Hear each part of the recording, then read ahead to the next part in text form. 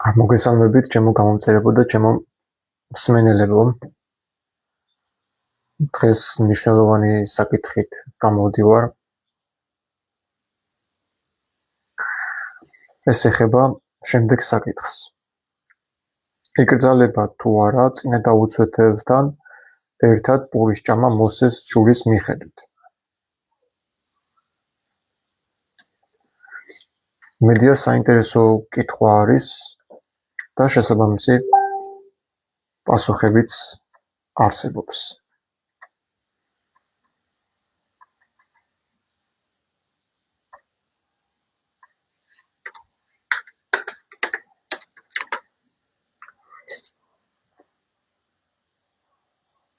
მოკლედ ასეთი კითხვა ჩდება, როდესაც ჩვენ ვკითხულობთ სახარების ტექსტებს, იქ აუცილებლად წავაწყდებით ძალიან საინტერესო ფრაზებს. არა მარტო 4 თავში, არამედ ძალიან ახალგაზრდულ სიუჟეტებში. განსაკუთრებით პავლეს წერილები და მოციქულთა საქმეების წიგნი, სადაც აშკარად ხვდებით ჩვენ ორ ღია დაპირისპირებულ ფენომენს, რომელიც ეხებათ მოციქულ პავლეს და მოციქულ პეტრეს. მოგეხსენებათ, ეს ორი დიდი ბურჯი მოღვაწე ეკლესიისა, რომლებიც არის დაფუძნებული, რომელთა სწავლებაზეც არის დაფუძნებული ძალიან ქრისტოლოგიური თეოლოგია და ეგზეგეტიკა, მოითხოვს საფუძვლიანი სიღრმისეულ შესწავლას. ტექსტებში, როდესაც ჩვენ შევხვდებით პავლე მოციქულის დაპირისპირებას პეტრე მოციქულის მიმართ, ეს აჩენს უამრავ უხერხულ და დაძაბულ შეკითხვებს თვითონ ქრისტიანულ დიასპორაში. იმიტომ რომ თუ ჩვენ მივდივართ ებრაულ სარწმუნოებასთან, იუდაიზმთან, ჩვენ აუცილებლად შევეხეჩებით ამ ორ დიდ ბუმბერას ადამიანს, რომელიც ურთიერთდაპირისპირებული არის ერთმანეთთან.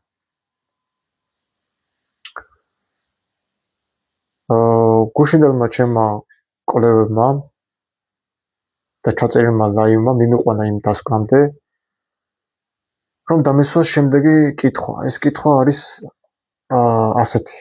კაცი რომ ჩემთან ერთად პურს შეჭამს,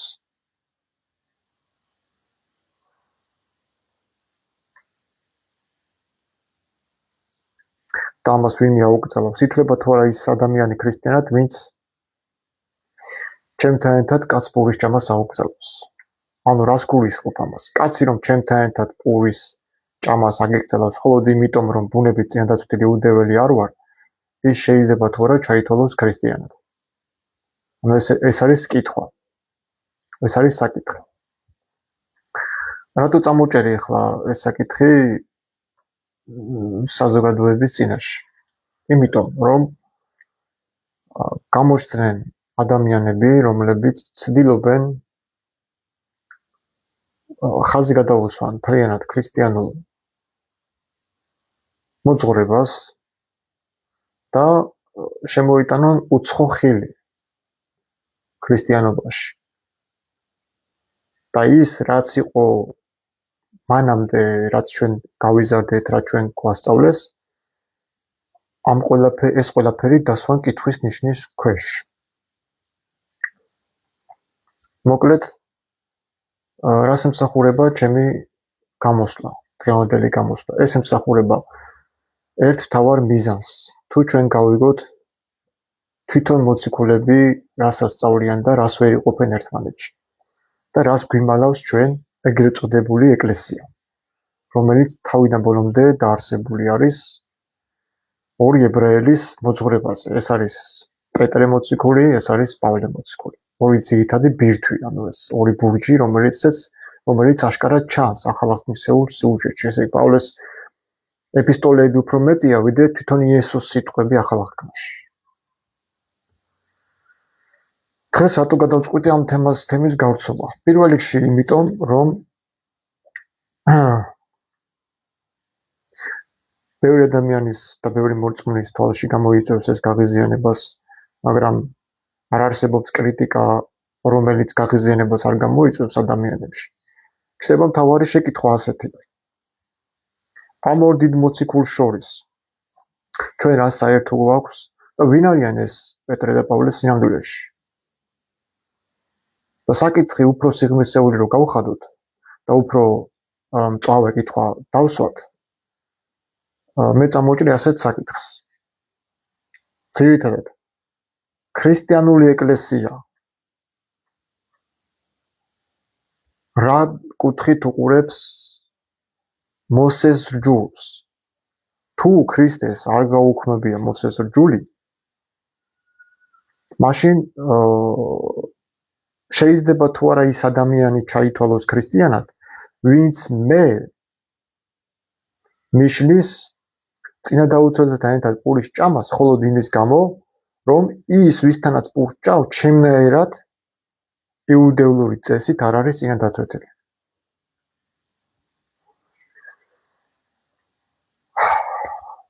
თვითონ ქრისტიანობა უპირისპირდება თუ არა იუდაიზმს და იმ მოძღვრებას, რაზეც დგას პავლე მოციქულის საამაყო ცნებები და სწავლებები. ეპისტოლეს ვერ ვნახებთ, სადაც პავლე მოციქული არ ციტირებს ძველი აღთქმის ტექსტებიდან და უკავშირებს ამას ქრისტეს, რადგანაც ქრისტე ამისთვის ყოველივე და ყველაფერში, რომელიც ყოველგან არის და ყოველსავე აღავსებს. მაგრამ სინამდვილეში ეს ქრისტე არის თუ არა ძველი აღთქმის ებრაელთა ღმერთი ადონაი, რომელსაც ისინი თავიანთ მამათი მიმართავდეთ აბბათი.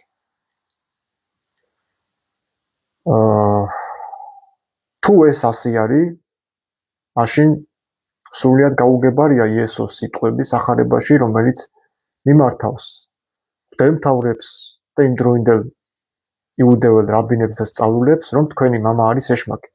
მამა თქვენი რომ მამა ჩემი ყოფილიყო, ჩემი თავი გეყარებოდათ. ეს აშკარად მიუთითებს იმას, რომ იესო ქრისტე მათ მამად და მათ ღმერთად არ აღიარებდა საკუთარ თავს. ასე რომ თუ ქრისტიანული სწავლება და მოძღვრება ამბობს, რომ იესო ქრისტე არის ზუსტადაც ის ძველი აღთქმის ღმერთი, რომელიც ელაპარაკებოდა ჩვენს მამებს მესოპოტამიაში და გამოეცხადა აბრაამს, ეს იქნება თავად ლოგიკური ფალასი, იმიტომ რომ თვითონ იესო ქრისტე უარყოფს ამ ფაქტს, რომ ის მათი ღმერთია. და არც იუდეველებს არ ესმოდათ ისე, რომ მესიის სახით ისინი თავიანთ უზენაეს ღმერთს მოელოდნენ სხეულში მოსულს. ასე რომ წყობილიყო და იფიქრათ, გამორიცხულია, რომ თავიანთ ხსნელი მესია ღმერთი მოეკლათ და არც ის არ ცოდნოდათ, რომ მესამე დღეს უნდა აღდგარიყო და დაუშვათ და თუნდაც წერებულიყო ეს, რაც არც დაწერია, ძველ აღთქმაში, რომ მესია უნდა მოკვდეს და მესამე დღეს აღდგეს და თუნდაც ეს ეწეროს სადმე ძველ აღთქმაში, მოძებნონ რომ აღდგება მესამე დღესთან, მაშინ სრულიად ალოგიკურია და არარსებული ფაქტია ის ეჭვი, რომელიც ჰქონდათ იუდეველებს იესო ქრისტეს კვეთით აღდგომასთან დაკავშირებით. მიდიან პილატესთან და ეუბნებიან, მაგ კუდიანმაო, ეშმაკეულმაო, ისის თქვაო, რომ მესამე დღეს აღდგებიო და დარაჯები დაუყენეო, რომ მოციქულებმა არ მოიპარონ და არ თქვანო, რომ მესამე დღეს აღდგაო. და სადამდე დამალავდნენ ამ გვამს, ან სად უნდა მოეპარათ მოციქულებს ისეთი, რომლებიც გაბნეულნი იყვნენ, ან გაქცეულმა კაცებმა როგორ გაიგეს ჯვარზე იესომ, რა თქვა ბოლო სიტყვა. კაი, დაუშვა და იოანე იქნა, დაუშვათ. სიტყვაზე იოანემ რაღაცა მოისმინა, მაგრამ იოანემ რაც მოისმინა, ის არ დაწერეს არც მათემ, არც მარკოსმა, არც ლუკამ. კერძოდ რა? იესომ ებრაულად 56 ფსალმოვიდან თქვა სიტყვები. ეადეხა აფაკიდ რუხი, რუახი. ჩემს სულ შევავედრებ შენს ხელთ. ამა. და იოანემ ეს ვერ გაიგონა? თუ არ ჩათვალა საჭიროდ, ყველაფერი სიზუსტით ჩაეწერა იესომ რა თქვა ჯვარზე. კაი, მოდი ახლა ჩვენ არ გვინდა ესე ამ კუთხით შევხედოთ ყველაფერს. მოდი შევხედოთ უფრო სხვა კუთხით. ჯანსაღი კრიტიკა აუცილებელია, იმიტომ რომ ამ კრიტიკას მივყავართ ერთ თავარ ბირთვამდე. გავარკვიოთ, ვინ არიან ეს პავლე და პეტრე და რა საერთოა ქრისტიანობას იუდაიზმთან. ან რა შეეთანხმებიან ერთმანეთს, ან რა ეწინააღმდეგებიან. ჩემი მიზანიც ეს იყო, მე იმიტომ დავუახლოვდი ებრაულ დიასპორას და მაქვს კიდევაც სხვა ებრაელებთან კავშირები, რომ მე გავარკვიო, რაში არ გვეთანხმებიან და ჩვენ რა საფუძვლები გვაქვს როგორც ქრისტიანებს, რომ მათ შევეწინააღმდეგოთ და უარყოთ ის ფესვები, რომელზეც პავლე ამბობს, რომ ჩვენ იმ წმინდა ფესვს დავემყენით, რომელზეც ისინი გადაწყდნენ, როგორც ველური ტოტები. და ჩვენ როგორც ზეთისხილის რტოები, ასე დავემყენეთ ამ ფესვს, რადგანაც ფესვი წმინდა ეს არის დავითის ფესვი, იესოს ყლორტი.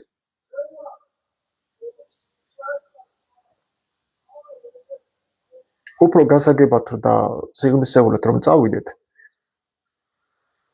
ამ ლაივის მიზანი არის შევაჯამო ის გუშინდელი ჩემი საუბრები, რასაც ვისაუბრე, რას ფიქრობთ თქვენ ამ ორ დაპირისპირებულ მხარესთან, პეტრესთან და პავლესთან. მოკლედ, პავლე მოციქული პეტრე მოციქულს მენტალურ შეურაცხყოფას აყენებს, როცა მას თვალთმაქცობაში შდევს ბრალს. გადაშალეთ გალატელების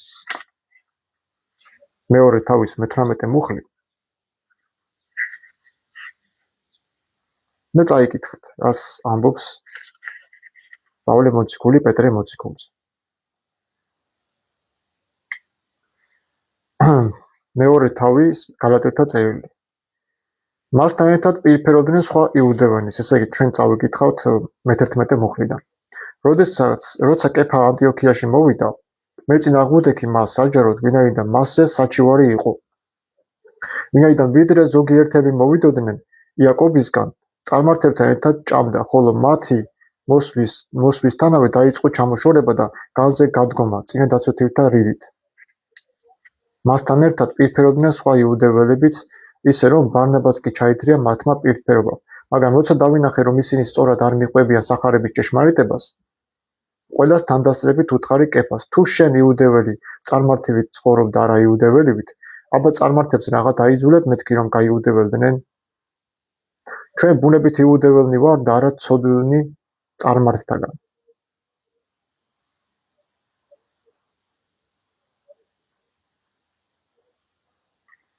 შეხედეთ ახლა აქ რა ვიწერი. მე ახლა განმარტებას არ უკეთებ ამას, უბრალოდ შედარებას ვაკეთებ.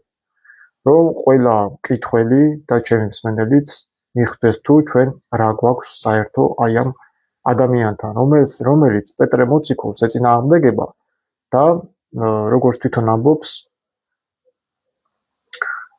თვალთმაქცობაში ამხელს პეტრე მოციქულს და ამბობს, რომ ისინი პეტრე მოციქული და მათთან ყოფი სხვა იუდეველებიც სახარების ჭეშმარიტებას არ მიყვებოდნენ სწორად. ანუ პავლე მოციქულს აქვს პრეტენზია პეტრე მოციქულთან, თავის ებრაელ ძმასთან, რომ ისინი არ მიყვებიან სახარებისეულ ჭეშმარიტებას სწორად. ეს იცი რას ნიშნავს ახლა? ტაძარში რომ შეხვიდეთ და მღვდელს რომ უთხრათ, რომ თქვენ ხართ თვალთმაქცი, იმიტომ რომ ამ ძუნგლიანებთან, ქართველებთან გაქვთ მონაწილეობა და პურს ერთად ჭამთ. ეს იგივე არის, რომ ესე უთხრა მღვდელს, იმიტომ რომ ის მღვდელი ებრაელია. ნებისმიერი მღვდელი, ანუ ვინც ბიბლიას აღიარებს და კაბას ჩაიცნობს, ის არის ებრაელი.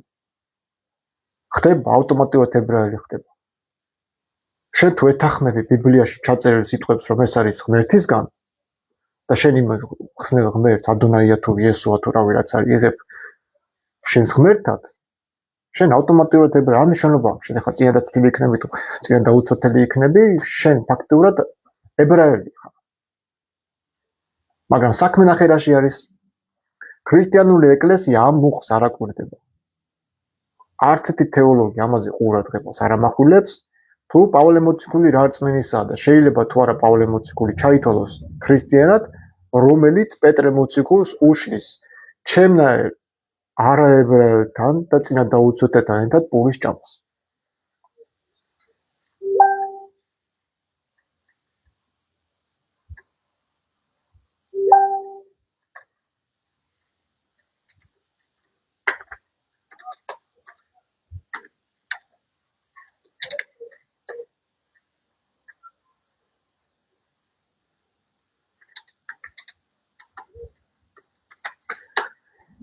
მოკლედ, მეგობრებო, ჩემი სურვილი ყოველთვის იყო, რომ შემესწავლა ებრაული, შემესწავლა მათი სკოლა, მათი სწავლება და მივედი ერთ დასკვნამდე, რომ მე ახალ აღთქმის ტექსტებში, მე ძველი აღთქმა არ მიჭირავს, ხაში ახალ აღთქმა მიჭირავს. ძველი აღთქმის ტექსტებში მე დავინახე ებრაელი პავლე, რომელიც არის ფარისეველი და რომელიც აშკარად უპირისპირდება პეტრეს იმის გამო, რომ ის უბრალოდ არაებრაელებთან და წინა დაუცველებთან ერთად ჭამდა პურს.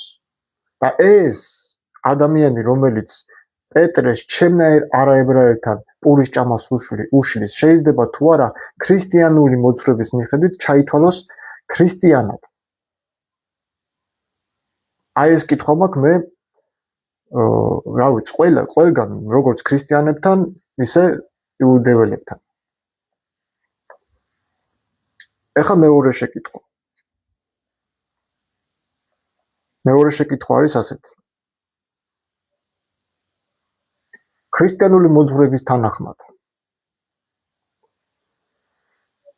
კრძალავს თუ არა ეკლესია წინა დაუცველებთან ერთად პურის შეჭმას და ითვლება თუ არა ეს მოსეს ჯულის კანონის დარღვევად. ესეც მეორე კითხვაა.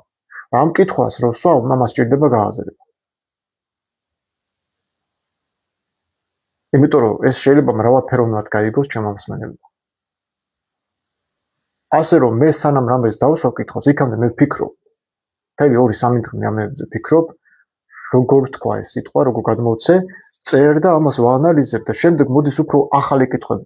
მე რომ ახლა ამ ლაივს ჩავწერ და მოусმენ მე ჩემ ლაივს, უფრო ძლიერი კითხვები და სიღრმისეული კითხვები დამებადება. იმიტომ რომ თუ ჩვენ არ ჩაუკვირდებით თითოეული სიტყვის მნიშვნელობას და არ გავიაზრებთ თუ რატომ თქვა პავლე მოციქულმა პეტრეს მიმართ ეს სიტყვები, აი თუნდაც ჩვენ ბუნებით იუდეველნი ვართო და არა ცოდვინი წარმართაგან, ზოგან წერია შემცოდენი წარმართა შორისო. ხო, მაგრამ აქ წერია ცოდვინი წარმართაგან. ნიშნავს იმას, რომ ებრაელიერი იყო ღვთისმშეულიერი და ისინი არ ითვლებოდნენ ცოდვილებად და ებრაელები არაებრაელებზე ამბობდნენ, რომ ისინი ცოდვილები არიან და ადრიან როგორც ღორს. ღორს. ესეთ შედარება. ხო, ამას ჩვენ ახლა შევეხებით, ღორებში თვითონ ქრისტეც ვის გულისხმობდა, რა თქმა უნდა, არაებრაელებს და შენ არაებრაელი ხარ იმ შემთხვევაში, თუ შენ არ ხარ წინადაცვეთილი, არ აღიარებ მოსეს თორას და უარყოფ ფესვს, იუდაიზმს. შენ ამ სამი კომპონენტის მიხედვით ებრაელის თვალში შენ უკვე ხარ ღორი. იმიტომ რომ უარყოფ მათ წმინდა წიგს, ძველ აღთქმას.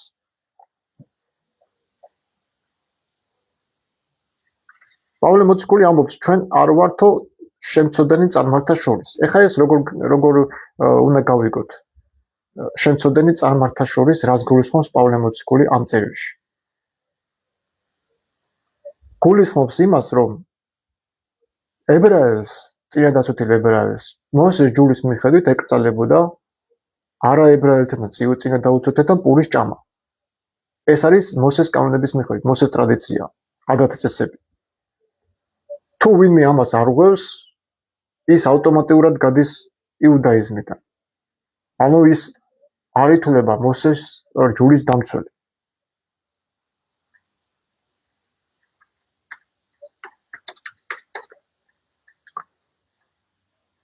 გავაგზავნოთ ესე იგი რა მინდა მე თქვენ აგიხსნათ. პეტრე სავლეს, ანუ აქ ხო აშკარად შეურაცხყოფა არის, როდესაც პავლე მოციქული მენტალურ შეურაცხყოფას აყენებს პეტრე მოციქულს, როდესაც ჯულის დარღვევაში ადანაშაულებს კერძო წარმართებთან პურის ჭამას და შემდეგ პეტრე მოციქული სავლეს, ანუ პავლეს სულიერად ამცირებს, როცა მას მოსეს ჯულის დარღვევაში ადანაშაულებს იერუსალიმის კრებაში. ეხლა ნახოთ 21 თავი საქმე მოციქულთასი კეთყვით მუხლებს.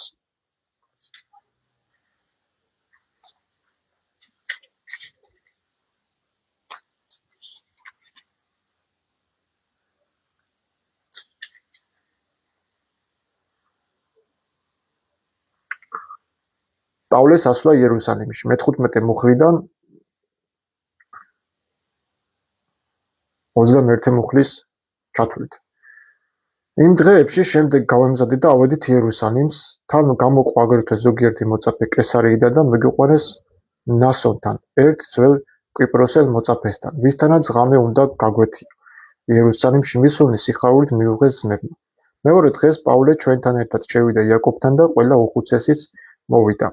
მოიკითხა ისინი და დაწვრილებით უამბო ყველაფერი, რაც ღმერთმა მოახდინა წარმართებს შორის მისი მსახურებით. და ეხლა საუბარი მიდის იერუსალიმის პირველი კრებაა მოსეს კანონის და წესჩვეულების დაცვას. მე-20 მუხლიდან. ეს რომ მოისმინეს, ადიდეს ღმერთი და უთხრეს მას, ხედავ ძმაო, რამდენი 1000 მორწმუნა იუდეველთა შორის და ყველანი ჯურის მოშუვლენი არიან. ეხლა ეს ხუცესები მათ შორის პეტრეც ეუბნებიან პავლეს. და ყველა აქ ვინც არიან, ჩვენ მოსეს ჯურის მოშულნე დამცველები ვართ რა. შენზე გაიგეს, რომ მოსესგან განდგომას ასწავლე. წარმართებში მცხოვრებ ყველა იუდეველს. და ამბობ, რომ არ უნდა წინადაცვითონ თავიანთ შვილებს და არც წესჩვეულებებს უნდა მისდიონ. ანუ პავლე მოციქულს ფაქტიურად სულიერ შეურაცხყოფას აყენებენ იერუსალიმის პირველ კრებაზე. მოციქულები რომ შენ ვასწავლიო, რომ არ უნდა დასწვითონ იუდეველებმა თავიანთ შვილებსო წინ არ უნდა დასწვითონ რა. და არ უნდა შეასრულონ ადათ წესები. და რა თქმა უნდა, პავლე მოციქული აქ დაუჯერებს ამ მოციქულებს და ოდესღაც რომ თვითონ ამხელდა თვალთმაქცობაში და ჯურის დარღვევაში პეტრე მოციქულს, ახლა თვითონ მიარღვევს ამას მოციქულების მხრიდან, რომ ის თვითონ უარყოფდა წინადაცვეთას, მაგრამ თვალთმაქცობს ისიც და გაიკეთებს ისე ყველაფერს, რაც ჯურში წერია, მოიქცევა ისე როგორც მოციქულები დაარიგებენ და მერე შემდეგ დაინახავენ პავლე მოციქულის ასეთ აქციას და მის ადრინდელ სწავლებას გაიხსენებენ იუდეველები ცემენ. კინაღო ცემაში მოკლავენ და იცით ეს ისტორია როგორც არის, რომაელმა ასთავმა რომ გამოიყვანა პავლეს გადარჩენა რომაელი ჯარისკაცის მიერ წერია კიდევაც. იმის გამო რომ ასწავლის ერთს, აკეთებს მეორეს, უარყოფს იმას, რასაც ასწავლიდა, მაგრამ შემდეგ რა ხდება ნახე გალატელთა წერილში, როდესაც მან ეს ისევ მოსეს ტრადიციით გააკეთა, ანუ თვალთმაქცობაზე უარესი გააკეთა, გალატელთა წერილის მე-5 თავის მეორე მე-4 მუხლებში ის ისე უარყოფს წინადაცვეთას და უკრძალავს ებრაელებს წინადაცვითონ თავიანთ შვილებს და გაყვნენ იუდეველთა მოსეს ჯულს, ტრადიციებს, ადათ წესებს. მიუხედავად იმისა, რომ პავლემ დაეთანხმა იერუსალიმის კრების წევრებს, საქმე მოციქულთა 21 თავში, მათ შორის იაკობსაც წინადაცვითობის აუცილებლობასთან დაკავშირებით, პავლე მაინც უარყოფს წინადაცვითას. წავიკითხოთ გალატელთა წერილის მე-5 თავი. თავისუფლებისათვის გაგვათავისუფლა ქრისტე, მაშინ დექიდან ნუ შეუდგებით მონობის უღელს. მონობის უღელს გულისხმობს მოსეს ჯულს. აჰა, მე პავლე გეუბნებით თქვენ, თუ წინა დაიცვეთ, არავით არის სარგებლობა არ გექნებათ ქრისტესგან. და კიდევ უმოწმებ ყოველს ადამიანს, რომელიც წინა დაიცვეს, რომ ის ვალდებულია მთელი ჯული შეასრულოს. ანუ თუ თქვენ წინადაცვითას გააგრძელებთ, თქვენ ვალდებულები ხართ, რომ ცნებაში მოსეს კანონებში რაც წერია, ყველაფერი დაიცვათ. თქვენ, რომლებიც ჯულით იმართებთ თავს, უქრისტეო დასჭი და მოსწიეთ მათ. ანუ ვინც წინადაცვითას მიყვები და ჯულით იმართებთ თავს, რომ აი ჩვენ ქოშერები ვარ და ვიცავთ მოსეს ცნებას, ჩათვალეთ, რომ თქვენ საერთოდ არაფერი არ გაქვთ ქრისტესგან და მოსწიეთ მათ, ან თქვენ აღარ გჭირდებათ ქრისტეს ხსნელი გამოსყიდვა. ამას გადაგეს პავლე მოციქული. და შემდეგ ამბობს ასეთ საინტერესო ფრაზას. იქვე მე-5 თავში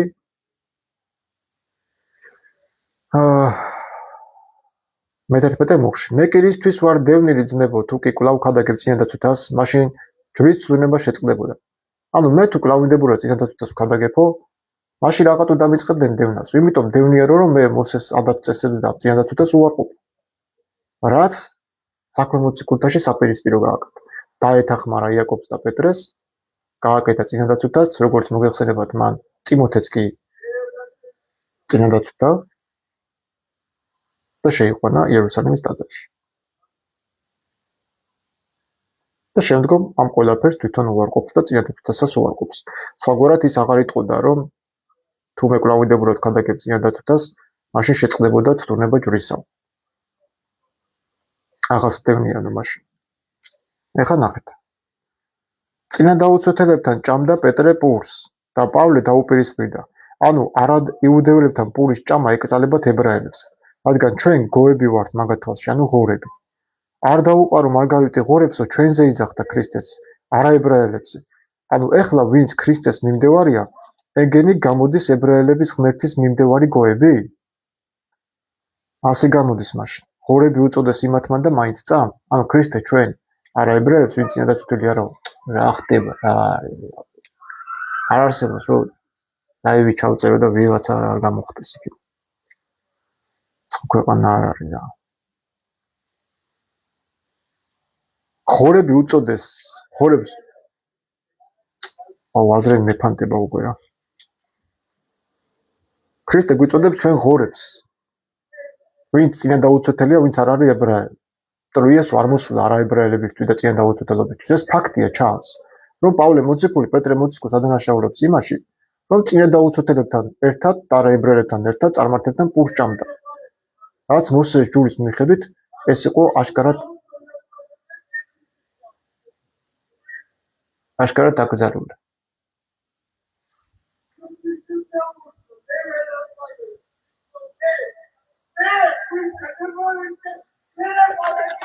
აზე ხართ სადავცხოვართ. ეხა ეს სტალინი ტყუილად კი არ ახვერდა ეგეთებს.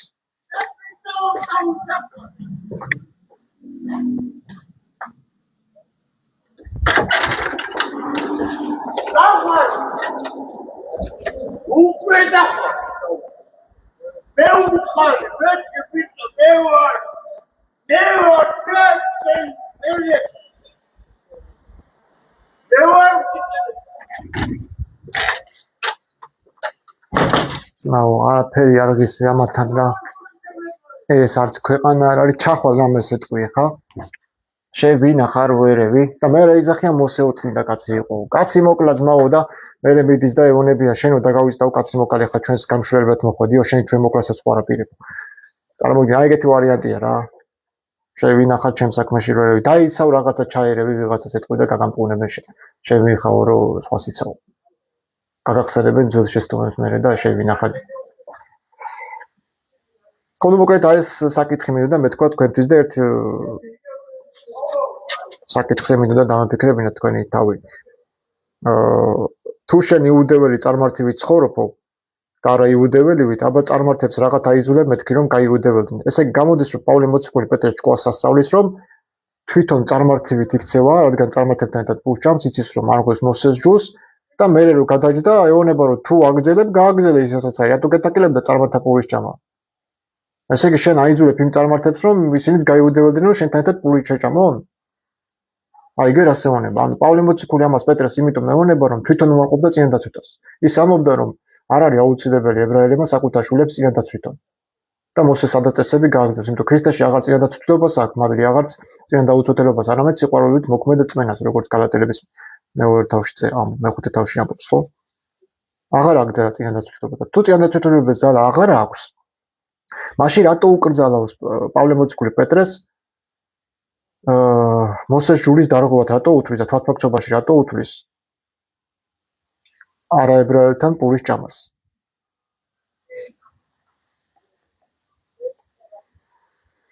თან უყურე ასამოს არა სახარების მიხედვითო სწორად არ მიყვებიან სახარების ჭეშმარიტებას. და აქ არ ამბობს რომ პავლე პეტრე მოციქული ამას დაეთანხმა ან არ შეეწინააღმდა და რამე უთხრა პეტრე მოციქულმა. არა, არაფერი არ წერია საერთოდ პეტრე მოციქულის საპასუხო პასუხი არაფერი არ წერია. დაჟე პეტრე მოციქული პირიქით ამას ადანაშაულებს რომ შენზე გავიგოთ რომ მოსესგან განდგომას ასწავლიო. ხო, ჩვენ ბუნებით იუდევანი და ვარ და არა ცოდვილი წარმართაგან. ხო, ეს უკვე თქვით რომ ჩვენ ბუნებით იუდეველს თუ წარმართა პურის ჭამა ეკრძალებოდა, გამოდის რომ პავლეს შენიშვნა პეტრეს მიმართ სრულიად უსაფუძვლოა და საფუძველს მოწყვეტილია თუ ის თვითონ არ ღვევდა ჯულს და კრძალავდა წინადაცვას. მაშინ სხვისგან რატო ითხოვდა ამ ჯულის შესრულებას და პეტრეს რატო სთხოვს რომ წარმართებს არ მოქცეოდა იუდეველივით. იუდეველებიც ისე რომ ბარნაბაც კი ჩაითრია მართლა პირფერობამ, ანუ თვალთმაქცობამ. მაგრამ როცა დავინახე რომ ისინი სწორად არ მიყვებიან სახარების ჭეშმარიტებას, ყველა თანდარსებით უთხარი კეფას. თუ შენ იუდეველი წარმართივით ცხოვრობ, და რა იუდეველებით, აბა წარმართებს რაღაც აიძულებ მეთქი რომ გაიუდეველდნენ. ხო და ეხლა ჩდება ესეთი კითხვა, რა იკრძალება თუ არა წინა დაუცვეთთან ერთად პურის ჭამა. მოსეს ჯულის მიხედვით, რა თქმა უნდა იკრძალება. აბა რა პრეტენზია აქვს პავლეს პეტრეს მიმართ თუ ის წარმართთან პურს ჭამს? არანაირი, ხო? მაგრამ არც პასუხობს პეტრე ადგება და გადაждდება, როდესაც დაინახავს პავლეს, იქ იაკობის ისინი რომ ჩამოვიდნენ ებრაელებიო. რაღაცა რო არ ეთქვა, იქ რატო ჭამან პურს, რატო არ ჩვენ ჯულს, ადგა და გადაждდა. ეხლა ჩვენთან ერთად რო თქვენ სუფრაზე დაждდეთ და უცბად ვიღაც დაინახოთ თქვენიანი მოსული და გაგიტყდეთ ჩვენთან ერთად პურის ჭამა ადგა და გადაждდეთ. ეს ხო შემი შეურაცხყოფა არა. მაშინ მითხარი რომ ევანაი შენთან პურს ვერ შევჭამ, შენ არ ახარ ჩვენიანი და საერთოდ უნდა დაждდები ჩვენთანაც. იმიტომ რომ ებრაელებს გეკრძალება ჩვენთან ურთიერთობა, გამარჯვებისთვის გეკრძალება. ებრაელები იმიტომ აფურთხებენ ჯვარს. და არც ამ სახარებას, მაგიტო თქვი გუშინ დადაიში რომ ებრაელებისთვის არ არის ახალი აღთქმა. ანუ ამას ებრაელები არ აღიარებენ. ვიღაც ებრაელი თუ ამას აღიარებს და პავლე მოციქული მიაჩნია მოსეს დამცველად, აგერ თვითონვე ამბობს პავლე მოციქული გალატელებში, რომ ის უარყოფს წინა დაცვით ის აუცილებლობას. და იუდაიზმში წინა დაცვით ეს გაუქმება არ ხდება. ანუ ვეღარ ჩავწერ რა. ესე იგი ისე მიშკის ხეს ეს ვიღაცა ვინ არის გაროჩი. მოკლედ გასაგებად თქვი რა, რაც არის და მსმენელი გაიგეს. აბა თქვენიც წავედი.